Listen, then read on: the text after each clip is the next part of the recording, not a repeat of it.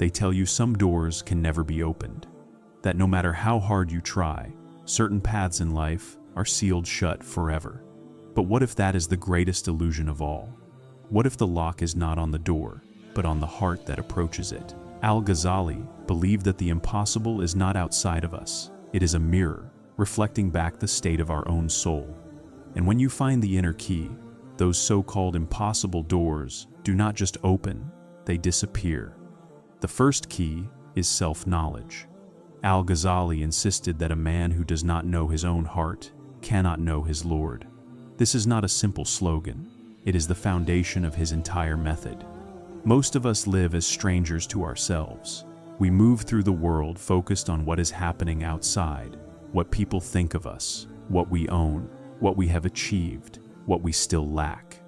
And yet, when the impossible doors of life appear, when we feel stuck or lost, our first instinct is to blame the world. We think the door is shut because of society, circumstances, enemies, or even fate. But Al-Ghazali would tell us, the door is not locked from the outside. The lock is within us. And the first step to finding the key is to look inward with courage and honesty. Imagine this. You are holding a key in your pocket the entire time, but instead of reaching for it, you are banging on the door, trying to break it with your fists. You grow exhausted, angry, frustrated, and hopeless, yet the solution was with you all along. This is how most people live. They are blind to the key they already carry inside. That key is self-knowledge. So what does it mean to know yourself? Al-Ghazali explains that it begins with examining your intentions. Why do you want what you want? If you desire wealth, is it truly for security and comfort? Or is it to feed your pride and prove your worth to others? If you seek knowledge, is it to grow closer to truth, or simply to look intelligent in the eyes of others? If you pursue relationships, are they built on genuine love or on the fear of being alone? Without asking these questions, we live on autopilot, chasing one illusion after another. And illusions are like false doors. No matter how much you knock, they will never open, because they were never real. The second layer of self-knowledge is understanding your weaknesses. Most of us hide from our flaws. We distract ourselves, justify our mistakes, or compare ourselves to those worse than us so we feel better. But Al-Ghazali says the heart cannot be healed until its diseases are named. Greed, envy, arrogance, anger, vanity, these are the rust on the key. If we never admit they are there, the key will never fit into the lock. But here's the beautiful part. The moment you name these weaknesses, you begin to loosen their power over you. To say, yes, I am envious, is not defeat. It is the first step to freedom. To say, yes, pride has a hold on me, is not humiliation. It is the beginning of humility. The door does not open because we are perfect. It opens because we are honest. Self-knowledge also means recognizing your true strengths. Many people carry gifts they never use because they are too busy imitating others. You may have the gift of patience, or of empathy, or of clear thinking, yet if you ignore it, you will always feel like you are missing something essential. Al-Ghazali reminds us that knowing yourself includes honoring the qualities God has placed within you, instead of endlessly comparing yourself to others. Think of it this way. Self-knowledge is like holding a map. Without it, you walk in circles, knocking on random walls, searching for doors that don't exist. With it, you finally see where the real door is. You might not have opened it yet, but at least you are facing the right direction. You are no longer wasting energy on illusions. You know where to go. And once you begin this inner journey, something shifts.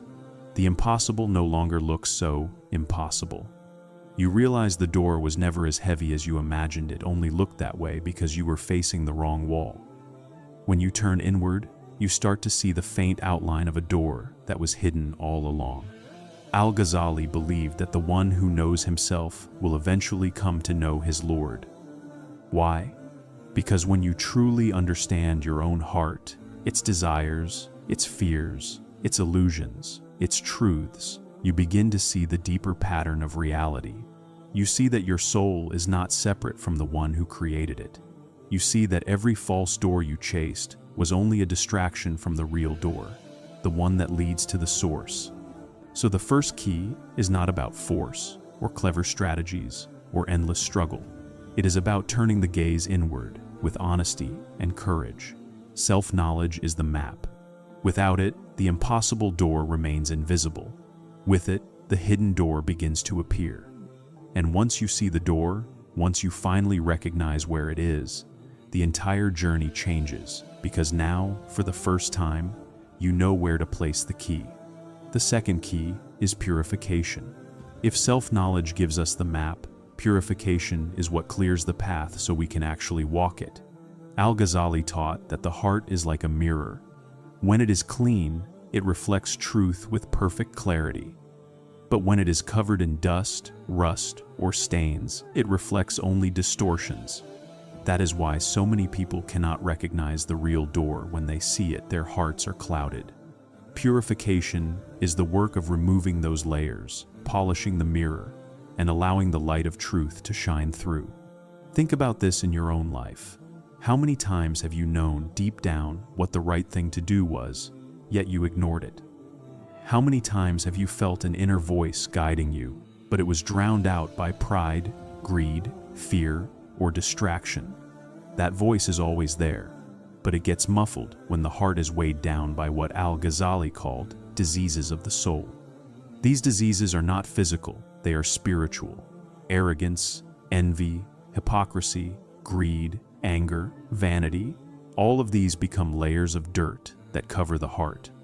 Now, imagine trying to use a key that is covered in rust. It won't fit into the lock.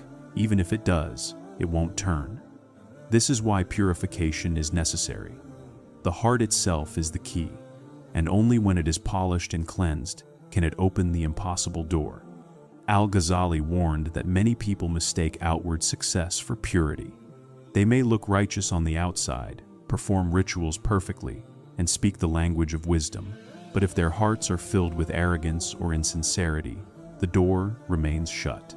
Purification is not about appearances. It is about stripping away every false layer until only truth remains. So, how do we purify the heart? The first step is humility. Arrogance is perhaps the thickest veil over the heart. When a person believes they are superior, when they cling to pride, they are essentially closing the door on themselves. Humility, on the other hand, softens the heart and makes it open to guidance. To say, "I do not know," or "I was wrong," is not weakness, it is strength. It is the beginning of purification. The second step is repentance. Purification requires acknowledging where we have fallen short, not hiding from it. When you clean a mirror, you do not cover the dirt with more dust, you wipe it away. Repentance is the wiping away of stains. It means facing your flaws honestly, asking forgiveness, and making the effort not to repeat them. This wipes off layer after layer until the mirror begins to shine again. Another part of purification is discipline. The heart cannot be cleansed by wishful thinking alone. It requires effort. Al-Ghazali spoke of the importance of controlling desires, of training the self so that it serves rather than rules. Just as an athlete disciplines the body with training, the seeker disciplines the soul with practice through restraint, patience, and acts of sincerity.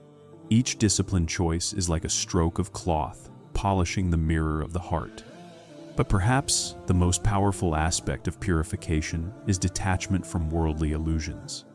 Greed and attachment to wealth, power, and status are among the heaviest stains. They weigh the heart down until it can no longer rise.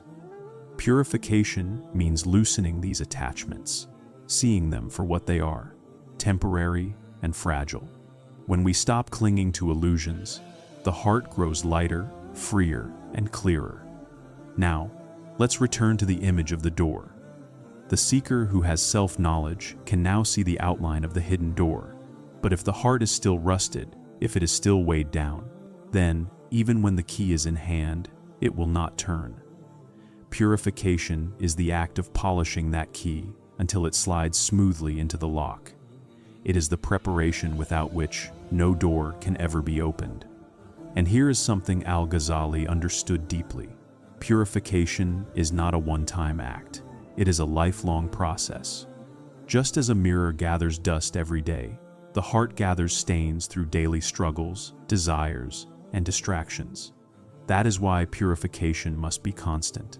Every act of humility, every moment of repentance, every act of sincere discipline is another stroke of polish. Little by little, the heart becomes clear. When the heart is purified, something extraordinary happens. The seeker no longer simply sees the impossible door, they begin to feel it opening. The heart, light and free, begins to align with truth. The impossible no longer feels heavy and unreachable. Instead, the door swings open with ease, not because the world has changed, but because the seeker has changed. Purification, then, is not just about morality. It is not about looking good or appearing pious. It is about transforming the heart into a key that truly works. Without purification, the key will always be stuck. With purification, the impossible becomes possible. This is why Al-Ghazali placed so much emphasis on cleansing the heart. It is not a side task, it is the central task. For the seeker who dares to polish the mirror of the soul, the hidden door of impossibility begins to shine, and the path to truth opens wide. The third key is knowledge joined with action. Al-Ghazali warned that knowledge without action is like a tree that never bears fruit, and action without knowledge is like walking in the dark without a lamp. To unlock the impossible doors of life, we need both. One without the other leaves us stranded at the threshold. Let's begin with knowledge. Many people believe that simply learning more will solve their problems. They read books, attend lectures, memorize wise sayings, and collect information. On the surface, they look like seekers of truth. But Al-Ghazali pointed out a painful reality. Knowledge that stays in the mind but never enters the heart is barren. It may fill your shelves and impress others, but it cannot open a single door. Knowledge is meant to guide action, not to sit untouched like treasure buried underground. Now, think about action. There are people who are busy all the time, rushing from task to task, doing 1,000 things without pause.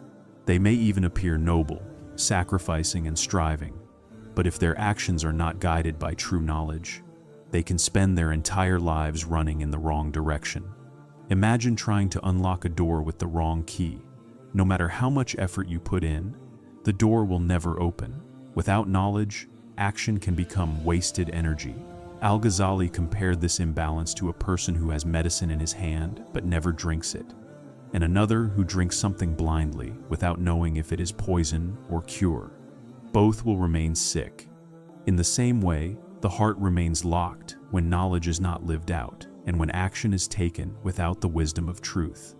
So, what does it mean to join knowledge with action? It means that whatever you learn, you must practice. If you learn about humility, you must live humbly. If you study patience, you must practice it in times of frustration. If you understand generosity, you must give in real life, even when it feels difficult. Knowledge is only completed when it is embodied. Until then, it remains a theory, a beautiful idea with no power to open doors. But there is a second layer here, and Al-Ghazali emphasized it strongly. The quality of action matters more than the quantity. You could know 1,000 truths, and you could perform countless rituals, but if your actions are empty, mechanical, or done only for show, they do not purify the heart, and they do not move you closer to the door. The smallest act of sincerity is worth more than a mountain of empty deeds. A single drop of water that is pure can quench thirst, while an ocean of salt water only brings more hunger. This is why sincerity is at the core of joining knowledge and action. When you learn something, ask yourself, am I doing this for truth, or am I doing it for recognition? Am I acting out of genuine devotion, or out of habit and pride? Al-Ghazali called this self-examination the measure of real progress. Because if the knowledge you have does not transform your actions, and if your actions are not guided by the light of truth, then the key remains useless in your hand. Think of the image of the door again. Self-knowledge showed you the outline of the door. Purification polished the key. Now, knowledge and action are what bring you to the lock itself. They are the alignment between intention and reality. Without walking the path, you cannot reach the door, no matter how clearly you see it in your mind. And without the right guidance, you cannot place the key into the lock. Al-Ghazali's own life is a testament to this principle. He was not only a man of immense learning, he had mastered philosophy, theology, and law. But at a certain point, he realized that all his knowledge meant nothing if it was not lived. So he left his position of prestige and power, and he went into seclusion to embody what he knew. He became both a man of knowledge and a man of action, showing that true wisdom is proven by the way it is lived, not the way it is spoken. In practical terms, joining knowledge with action means that your daily life becomes your teacher. Every moment is a chance to test whether what you know has reached your heart. Do you know that patience is a virtue? Then your test will come in traffic, in arguments, in disappointments. Do you know that kindness matters? Then your test will come in how you treat those who cannot repay you. Each moment is the lock, and your lived action is the key turning inside it. When knowledge and action are finally united, something extraordinary happens. The door no longer feels like a distant mystery. It begins to respond. You feel movement, a shift, as though the lock is loosening under your touch. Because truth is not in learning alone, and it is not in action alone. It is in the unity of both. That is where the heart becomes aligned, and that is when the impossible doors begin to open. So remember this: it is not enough to know, and it is not enough to do. The seeker must become both thinker and doer, both student and practitioner. When knowledge fills the mind and action shapes the life, the heart itself becomes the master key. And with that key, even the doors the world calls impossible begin to swing wide. The fourth key is breaking the attachment to illusion. Al-Ghazali knew that one of the greatest barriers to truth is not ignorance, but illusion, the false doors we mistake for the real one. These illusions appear so solid, so promising, that we pour all our energy into them. Yet no matter how hard we knock, they never open, because they were never doors at all. To find the true door, we must free ourselves from clinging to these illusions. Illusions take many forms. For some, it is wealth. They believe that if they can just accumulate enough money, every door will open. They devote their entire lives to chasing riches, thinking that gold will turn every lock. But Al-Ghazali reminds us that wealth is not a key, it is a chain. The more we cling to it, the heavier we become, until we cannot move toward the real door at all. For others, the illusion is power or status. They believe that the respect of others, titles, or recognition will grant them access to what they seek. But here too, the door remains shut. Power is temporary, and status fades with time. To build your life around them is like trying to open a door with smoke. It slips through your hands, leaving you empty. Then there are the subtler illusions, the belief that happiness lies in possessions, the belief that security lies in control, or even the belief that outward acts alone can substitute for inner transformation. These are the false doors that distract us.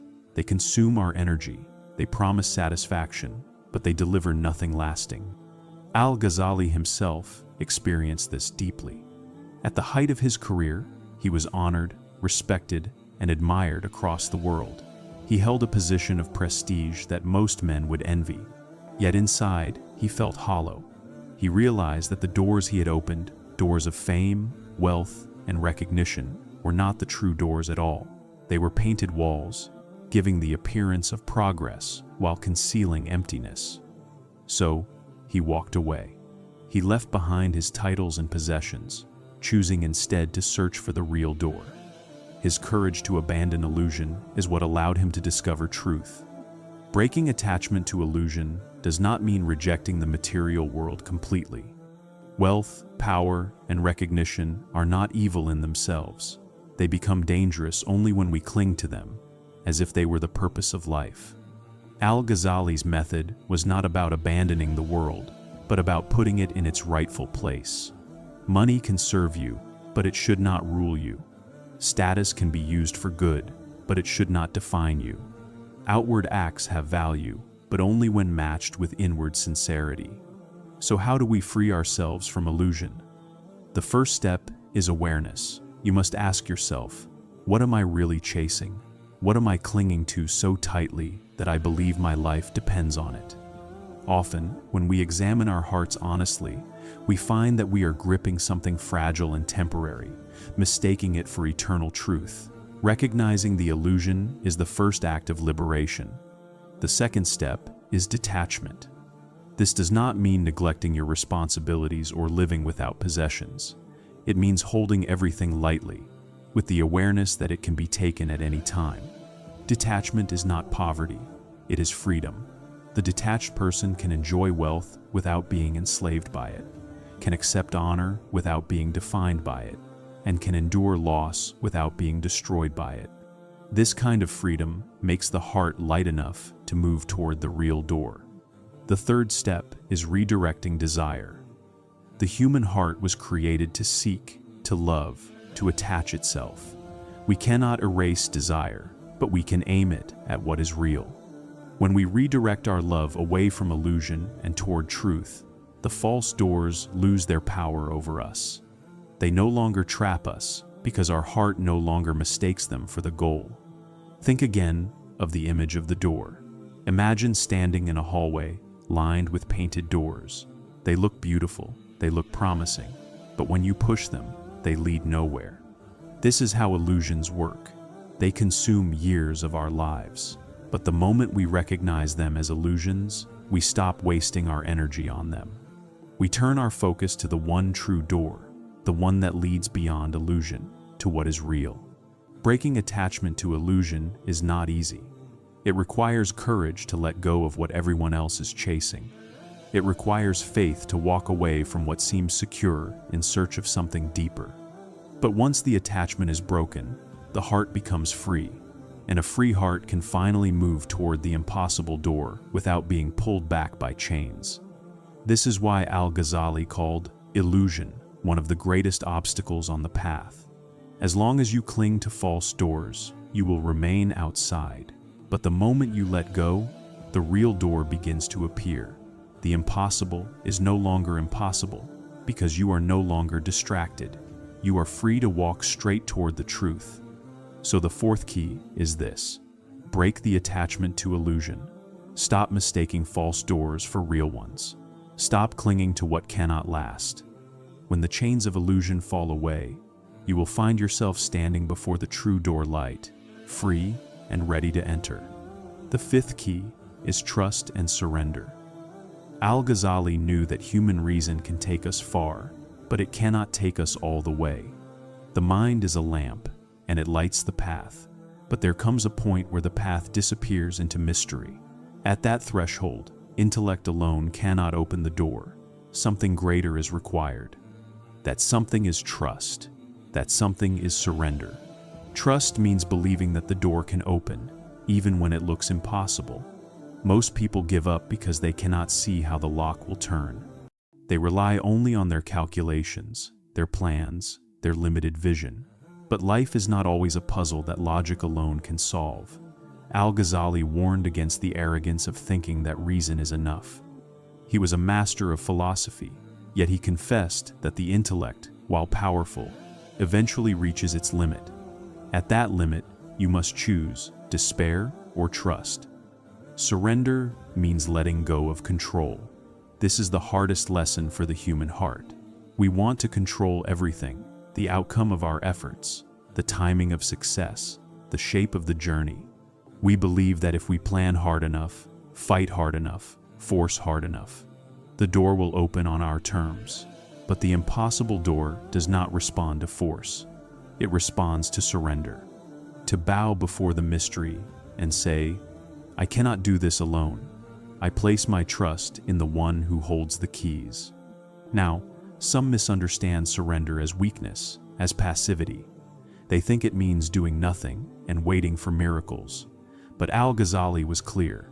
Surrender does not cancel effort. You still walk the path, you still polish the key, you still knock at the door. But you do it with humility, knowing that the final opening does not come from your strength alone. It comes when you align yourself with the one who opens doors no one else can open. Think of it like a sailor at sea. He studies the stars, he steers the ship, he raises the sails. But no matter how skilled he is, he cannot control the wind. Without the wind, his ship will not move. Surrender is raising your sail in trust, knowing the wind will come when it is meant to. You do not command the wind, you align with it. In the same way, the seeker does not command the opening of the door. He trusts, he surrenders, and when the moment is right, the door swings open. Trust and surrender also free the heart from fear. Fear is one of the greatest locks on the impossible door. Fear of failure, fear of loss, fear of the unknown. But when you surrender, fear loses its grip. Why? Because you no longer believe it is all in your hands. You rest in the knowledge that you are guided, that you are not abandoned, that there is wisdom even in delay, even in struggle. Trust transforms fear into patience, and patience becomes the strength to wait until the door opens. Al-Ghazali himself lived this surrender. He walked away from fame, wealth, and honor, stepping into uncertainty with nothing but trust. He did not know what doors would open for him, but he trusted that the one who guided him would not abandon him.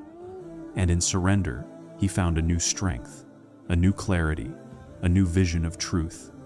The impossible doors opened because he stopped trying to force them and started trusting the one who controls them. Now, imagine yourself standing before the impossible door. You have come far. You have gained self-knowledge. You have purified your heart. You have united knowledge with action. You have broken free from illusions. You place the key into the lock, and yet the door does not open. In that moment, despair whispers, "Give up." Arrogance whispers, "Push harder." But the wisdom of surrender whispers, "Wait. Trust. It is not locked forever. It will open when it is meant to." This is where many seekers fail. They lose patience at the threshold, not realizing that they are one breath away from the opening. Trust is what keeps you there. Surrender is what holds you steady until the lock turns. So the fifth key is not about control, it is about release. It is about realizing that the greatest strength is found not in domination, but in submission to the greater will. It is the paradox of the path. When you stop trying to force the door open, that is when it opens. The lesson is clear. Use your reason, but do not worship it. Use your strength, but do not rely on it alone.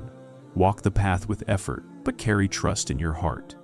When reason reaches its limit, when strength is exhausted, when the door still does not move, this is the moment to surrender. And in that surrender, the impossible becomes possible, because you are no longer knocking alone. The sixth key is patience and perseverance. If self-knowledge shows us the door, purification polishes the key. Knowledge and action guide us to the threshold, and surrender aligns us with the one who holds the lock. Then patience is what keeps us standing at the door when it refuses to open right away. Without patience, the journey ends too soon. Without perseverance, the key is dropped before it ever turns. Al-Ghazali saw patience as one of the greatest virtues of the seeker. Why? Because the path to truth is not smooth or predictable. There are long nights of silence, seasons of waiting, and stretches where nothing seems to move. The heart grows restless. Doubt whispers, maybe the door isn't real. Maybe it will never open. Maybe you are wasting your time. It is patience that silences those whispers. It is perseverance that keeps you knocking, even when the hallway is dark. Think of how a seed grows. You plant it in the soil.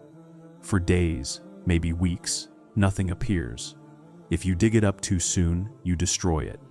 Growth is happening beneath the surface, but you cannot see it yet.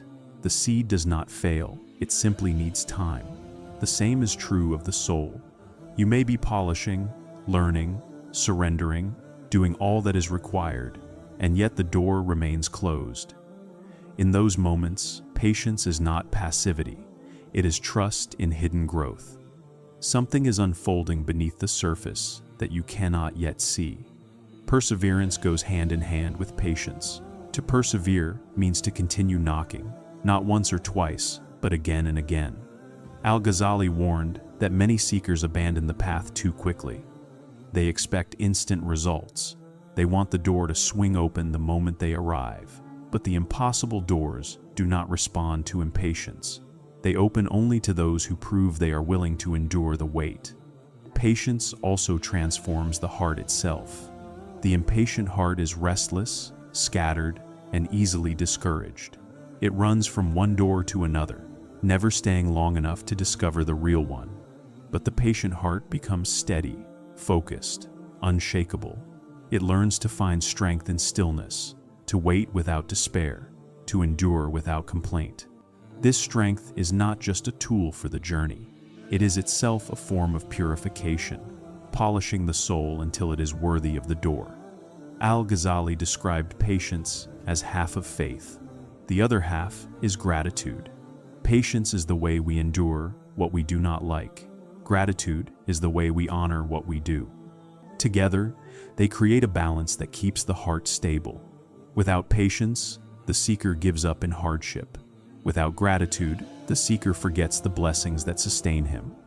Both are required to keep moving forward, but patience is what keeps the journey alive when all else feels lost. Now picture yourself again before the impossible door. You have come so far. You place the key into the lock, but nothing happens. Days pass, weeks pass. You begin to wonder if the lock is broken. This is the critical moment, the point at which the door tests you. Will you turn away, or will you persevere? Many give up here. They say, "I tried," and walk back into the hallway of illusions. But the true seeker stays. The true seeker waits, and in that waiting, the soul is transformed.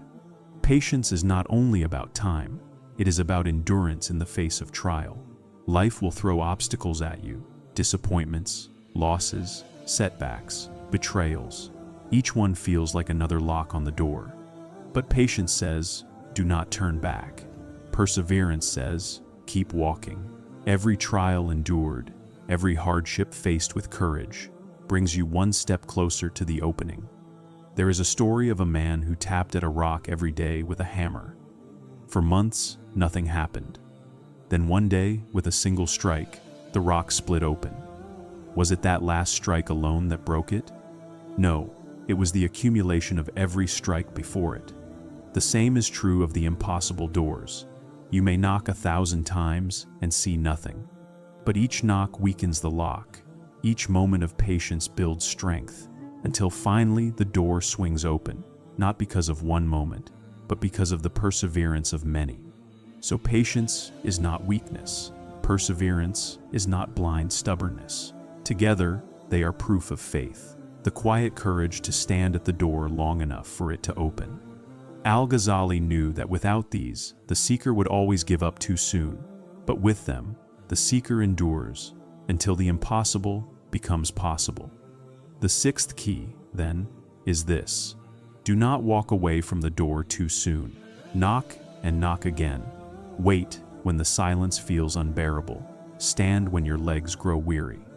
For the door is not testing your strength, it is testing your faith.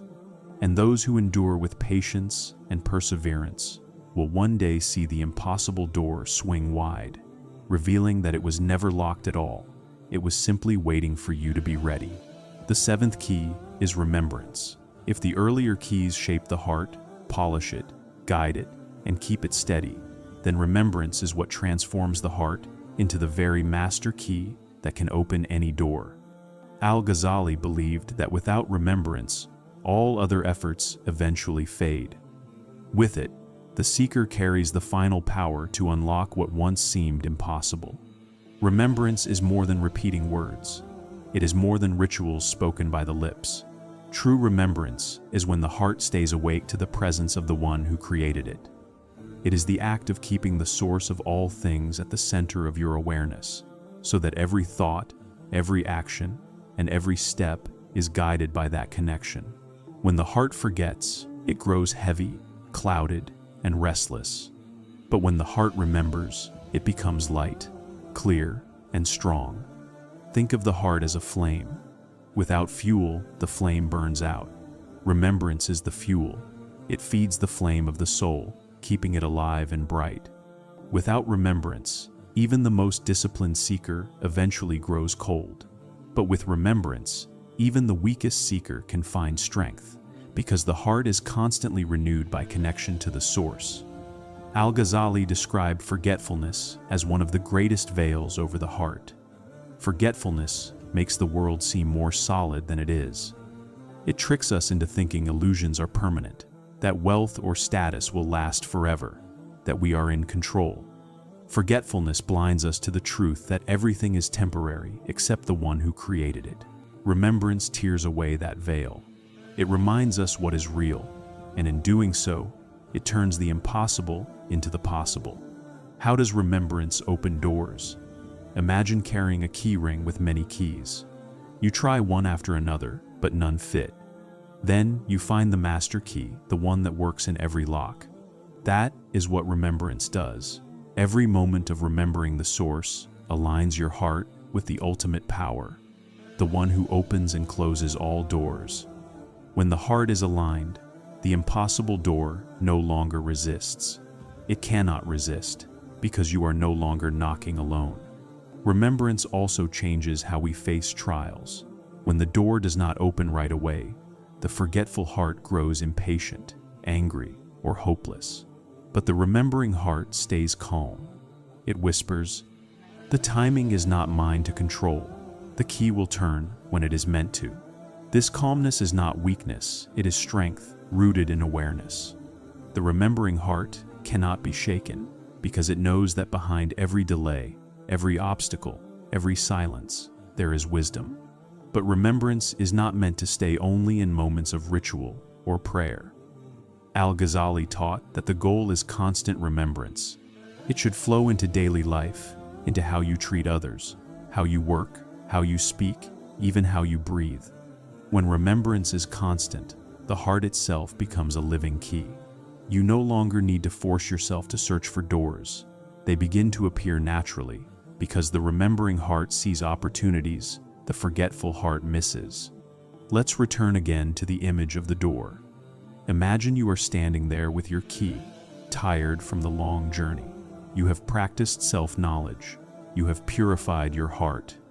You have united knowledge with action. You have broken illusions, surrendered, and persevered. Still, the door feels heavy. Then, in a moment of remembrance, you whisper from the depth of your heart, "I do not open this door. You are the opener." And with that remembrance, the lock clicks, the hinges shift, and the door swings wide. This is the secret. The door was never yours to open alone. Remembrance connects you to the one who controls every lock and every key. It is the alignment that makes all effort meaningful. It is the final touch that transforms the impossible into the inevitable. Al-Ghazali knew that the seeker's greatest danger was forgetfulness. To forget is to wander in darkness. To remember is to walk in light.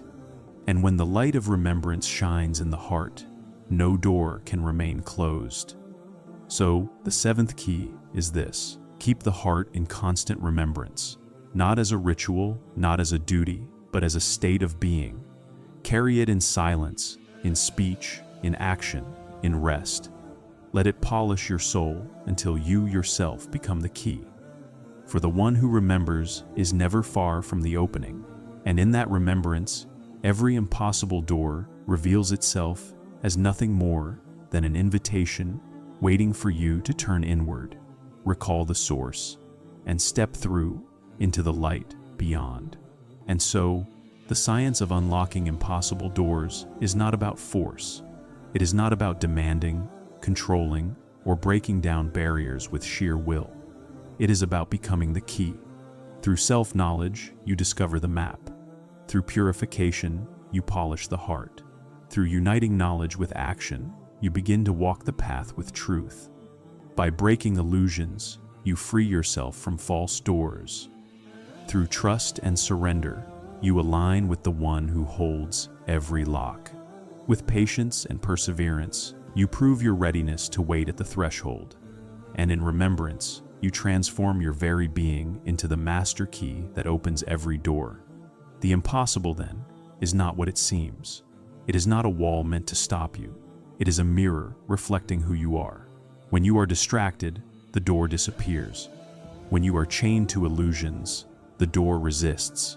But when you become the key, the door cannot help but open. Al-Ghazali would remind us that the door was never truly locked. It was waiting for the moment when you would turn inward, cleanse the heart, and place your trust where it belongs. Waiting for the moment when you would become patient enough, sincere enough, awake enough to see what was hidden all along. So, the final question is not whether the impossible door can open. The question is this: are you willing to walk the path, to purify, to trust, to remember, until you yourself become the key? For when you do, you will find that the door you feared was impossible does not simply open, it vanishes, revealing that the path was always there, waiting for you to step through.